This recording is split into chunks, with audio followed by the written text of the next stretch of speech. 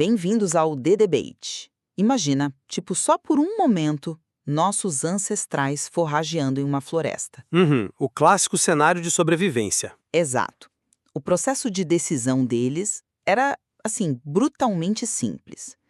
Você encontra uma fruta, avalia rápido se ela é venenosa pelo cheiro ou pela cor, e, bom, se não for, você come. Sim, não tinha um menu degustação de frutas silvestres, né?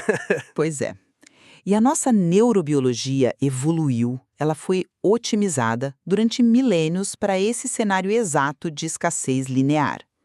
Mas aí, avança para a noite de ontem. Você senta no sofá depois de um dia super cansativo e se depara com um catálogo de streaming oferecendo, sei lá, 4.000 títulos. Ou você abre um aplicativo de relacionamentos com um suprimento infinito de rostos. Perfeito. O que costumava ser um caminho seguro, que era delimitado pela escassez e pelo contexto social, acabou se transformando em uma verdadeira tirania de alternativas. E a questão central que emerge da nossa análise do material hoje é bem clara. Esse excesso moderno, esse chamado paradoxo da escolha, é uma força inerentemente destrutiva e incompatível com a nossa biologia. E a resposta para alguns parece óbvia. Para mim, é um sim categórico. A abundância de escolhas sobrecarrega de forma estrutural os recursos finitos da nossa mente, causando tipo um dano biológico e social que atinge a todos nós, inevitavelmente. Olha, eu entendo esse ponto, mas a minha posição contrapõe fortemente essa visão fatalista. Sabe, essa ideia de que estamos condenados pela nossa própria biologia? O ambiente de hiperabundância, embora seja muito desafiador, não é o vilão da história. Não é. Na real, não. O verdadeiro determinante entre o adoecimento e o sucesso hoje em dia é a arquitetura psicológica que o indivíduo usa para filtrar esse ambiente. A adaptação cognitiva é a variável que realmente importa, não a restrição do mundo. Certo. Mas para entender a profundidade desse problema, a gente precisa ir direto para a casa de máquinas da mente. O cérebro humano, por mais que seja essa máquina formidável, né, ele opera sobre um orçamento metabólico extremamente restrito. A tal da energia mental finita. Exatamente. Pensa no seu córtex pré-frontal, a área lógica de tomada de decisão, como a bateria de um smartphone. Cada alternativa que você pondera, seja a escolha de um plano de saúde ou qual restaurante pedir no delivery, é como abrir um aplicativo pesado em segundo plano. Nossa, e como drena? Drena demais. O processamento dessas microdecisões consome a glicose cerebral. E o resultado mecânico disso não é só ficar cansada no fim do dia. É um estado de falha sistêmica, uma fadiga de decisão que gera aquele medo crônico de perder algo melhor e, no fim, paralisa a nossa capacidade de agir. A metáfora da bateria é excelente porque ilustra muito bem o desgaste energético. E é exatamente por causa desse limite metabólico que a economia comportamental clássica tomou um choque no início dos anos 2000. O famoso estudo da geleia. Isso, o estudo da geleia da Shanna Iyengar e do Mark Lepper. O material destaca isso muito bem. Em um supermercado, eles montaram uma mesa com 6 sabores de geleia. E 30% das pessoas acabaram comprando. Um número ótimo de conversão. Sim, mas aí quando expandiram para 24 opções, a mesa atraiu uma multidão, porque, nosso instinto primitivo aí hipnotizado pela fartura, só que a conversão despencou para apenas 3%. A interpretação padrão que você está defendendo é que a abundância paralisa. Porque os dados mostram isso. Mas eu convido você a olhar para esse estudo por uma lente totalmente diferente. Não foca nos 97% que foram embora de mãos abanando. Foca nos 3% que compraram na mesa maior. O que estava acontecendo no cérebro deles. Eles não tinham uma bateria maior que a dos outros. Eles só deram sorte. Não, eles simplesmente entraram na loja com uma heurística pré-configurada. Um filtro automático. Pera, deixa eu ver se eu acompanhei. Você está sugerindo que esses 3% tinham uma espécie de bloqueador de anúncios mental? Exatamente isso. A psicologia cognitiva explica isso através da pesquisa do Barry Schwartz, que é o coração do nosso material hoje. O Schwartz divide as pessoas em 2 perfis, De um lado, os maximizadores, que tentam processar todas as 24 geleias em busca da perfeita e acabam exaurindo a bateria do córtex pré-frontal. E do outro? Do outro, temos os que adotam um perfil focado na suficiência, os satisfeitos. Esses indivíduos definem um critério interno, tipo, eu quero uma geleia de morango que custe menos de R$5. A primeira que bate esse critério, eles levam. O hardware biológico é o mesmo. O que evita o colapso metabólico é o software cognitivo. Tá, mas... E só para fechar esse ponto, o detalhe mais fascinante é que os maximizadores frequentemente conseguem resultados objetivamente melhores, tipo salários mais altos. O problema é que a estrutura mental deles os impede de desfrutar disso. Olha, esse é um ponto até válido sobre a intenção da busca. Mas eu confesso que não engulo muito essa premissa, sabe, de que tudo se resume a uma atitude psicológica. Porque a biologia não perdoa as nossas intenções. Pegou pesado de novo. Como assim não perdoa? O declínio cognitivo diante de múltiplas escolhas é uma inevitabilidade matemática e atinge até mesmo esses seus tomadores de decisão pragmáticos. O material apresenta aquele estudo do Bezedesh e colegas, de 2012, que documenta algo bem mais sombrio. Ah, o teste das opções sequenciais. Isso. Eles mediram o que acontece no cérebro quando o volume de opções aumenta de forma sequencial. Não é ficar tristinha porque não comprou geleia. Eles comprovaram empiricamente que a probabilidade de uma pessoa escolher a opção matematicamente mais vantajosa sofre uma queda livre assim que as alternativas aumentam. E tem um agravante brutal aí. Esse desgaste é diretamente proporcional à idade. Mas, como eles mediram isso na prática? Eles testaram a capacidade de indivíduos tomarem decisões financeiras e de saúde e observaram que os cérebros mais velhos, que naturalmente já têm uma resiliência menor na memória de trabalho, colapsavam muito mais rápido. A degradação técnica da decisão é um fato biológico universal, independentemente de você ser um satisfeito ou um maximizador. É uma restrição de hardware, então? Sim. Um ambiente estruturalmente desenhado com opções hiperabundantes obriga qualquer cérebro a operar no limite do giro do motor.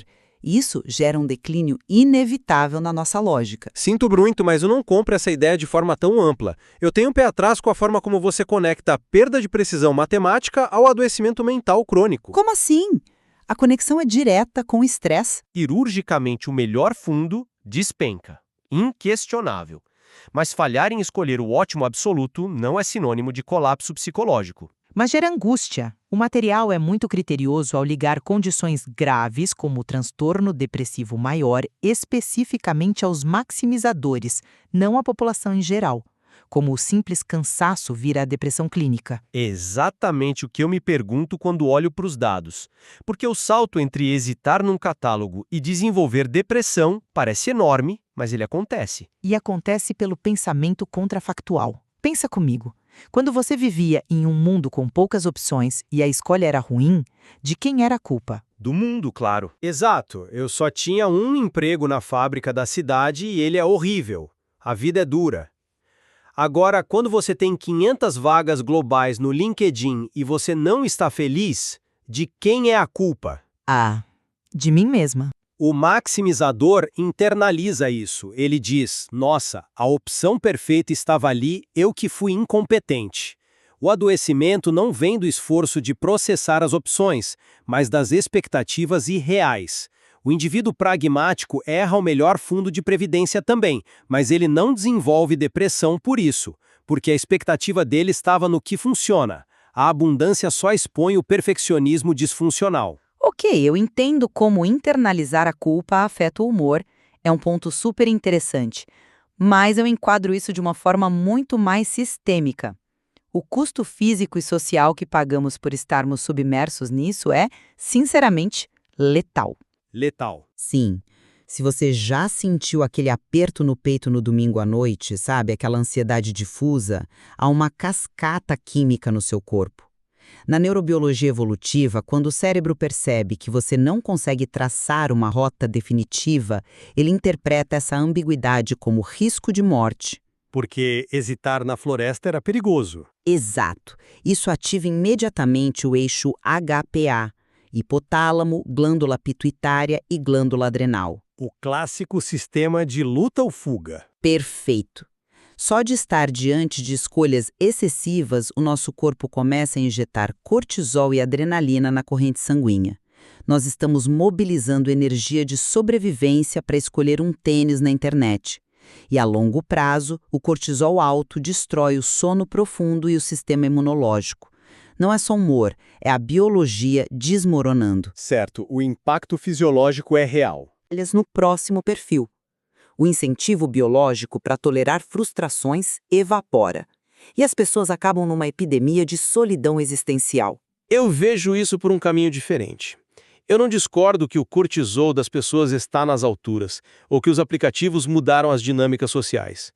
O ambiente moderno, e o DSM-5 reconhece isso, atua fortemente como um gatilho ambiental. É o que estou dizendo. Só que atuar como gatilho e ser a causa raiz são fenômenos completamente diferentes. Para um gatilho disparar algo, precisa de uma pólvora armazenada. Toma o transtorno de ansiedade generalizada como exemplo. A marca dele é a incapacidade de desligar o sinal de ameaça. Certo, o ciclo interminável do TAG. Isso. Pensa no cara que gasta 40 minutos rodando a Netflix. Ele compara resenhas, começa um filme, para aos 10 minutos com medo de perder tempo e desliga a TV exausto.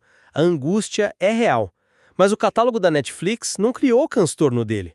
Só forneceu a tela onde a ansiedade se projeta. Mas amplifica, você admitiu. Amplifica, claro, mas se culparmos as plataformas, a conclusão seria destruir a internet, voltar a um mundo de casamentos arranjados para evitar fadiga de decisão, sinceramente não é aceitável. O avanço sempre veio de desenvolver resiliência, educar a mente para operar na liquidez moderna, erguendo defesas internas. É exatamente aí que a sua lógica esbarra na realidade. Você fala em erguer defesas internas e adaptação, mas a conclusão empírica é que a adaptação real é a simulação da escassez. Como assim? A grande habilidade de sobrevivência hoje não é sentar no mar de opções e dizer, eu sou forte. É ativamente criar muros. Para proteger o córtex, a ação prescrita pelos pesquisadores é a restrição ambiental voluntária. Pensa no Steve Jobs ou Obama usando a mesma roupa todo dia, ou bloqueadores de celular à noite. Você considera isso uma derrota biológica? Mas é uma confissão absoluta da nossa limitação. Usar a roupa igual todo dia é a prova de que não podemos processar a abundância cognitivamente sem sofrer o baque do eixo HPA. A saída é admitir a falência do processamento e delegar escolhas, impondo uma escassez mecânica. Esse é um argumento convincente, mas você já considerou que aí está o pulo do gato?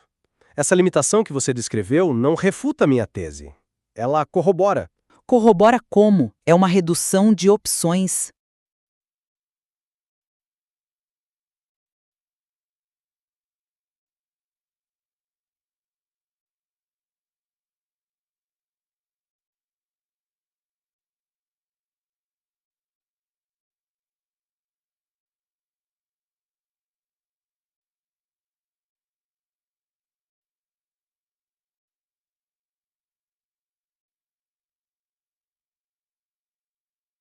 Quando alguém veste uma gola rolê preta todo dia, ela não alterou o ambiente macro. As fábricas continuam produzindo 10 mil modelos, o mundo continua hiperabundante. O que ocorreu foi a adoção perfeitamente orquestrada da heurística da suficiência. Mas ainda é uma restrição imposta sobre o cérebro. Sim, mas de forma autônoma, o que muda tudo. Essa pessoa assumiu as rédeas, ela reconhece o custo metabólico e automatiza a dieta de segunda a sexta, economizando a energia para as decisões que importam. A educação cognitiva ensina a ser maximizador nas poucas coisas importantes e satisfeito no mar de banalidades. O indivíduo constrói seu filtro. Olha, nós estamos nos aproximando do fim da nossa discussão e eu sinto que fomos muito a fundo nessas engrenagens. Para sintetizar o meu lado, eu diria que não podemos romantizar o peso do ambiente. Os dados neurobiológicos deixam claro que o hiperconsumismo é um ataque frontal à nossa memória de trabalho. Temos limites físicos. Acreditar que podemos simplesmente mudar a perspectiva frente a uma metralhadora de estímulos, ignorando o cortisol, é irreal. Sem estratégias de redução da carga cognitiva, a gente caminha assim para o burnout epidêmico e esgotamento fisiológico real. E do meu lado, para fechar, eu reconheço sem reservas o gasto energético massivo que a vida impõe hoje. É exaustivo mesmo. Mas focar só na fadiga nos cega para o maior triunfo da nossa era. A liberdade sem precedentes para forjar caminhos que nossos avós não podiam sonhar. Liberdade tem seu preço, né? Tem, mas o problema não é a abundância, é a insistência em aplicar um software antiquado de perfeccionismo a um mundo infinito. A chave não é desejar que as opções sumam, mas assumir a autonomia da atenção. É entender que bom o suficiente muitas vezes é a definição de sucesso. O que fica cristalino a partir do material, e onde nós dois convergimos totalmente, é que o paradoxo da escolha alterou as dinâmicas sociais para sempre. A nossa divergência de fundo, que fica agora para quem está ouvindo analisar, é se esse mar de alternativas é feito para exaurir uma biologia que não suporta isso, ou se só revela angústias em quem não ajustou seus filtros. Com certeza, e é por isso que analisar isso é tão rico. Se você quiser entender para onde o comportamento caminha, precisa olhar pela neuroeconomia para ver o custo matemático, pela biologia, pelo cortisol e pela sociologia pelas relações. O material de hoje é só o começo de um mapa imenso. No fim das contas, a realidade é que amanhã cedo a roda volta a girar. Nós deixaremos a teoria e voltaremos à floresta moderna. Só que em vez de avaliar folhas, estaremos parados na luz de um supermercado ou deslizando o polegar por uma tela, tentando sobreviver num ecossistema que não dorme. Do excesso, pensa no que discutimos hoje. Avalia se a sua bateria está sendo drenada pelo mundo ou pelo peso de tentar fazer a escolha perfeita. Reflita sobre os filtros que você tem usado. Até a próxima!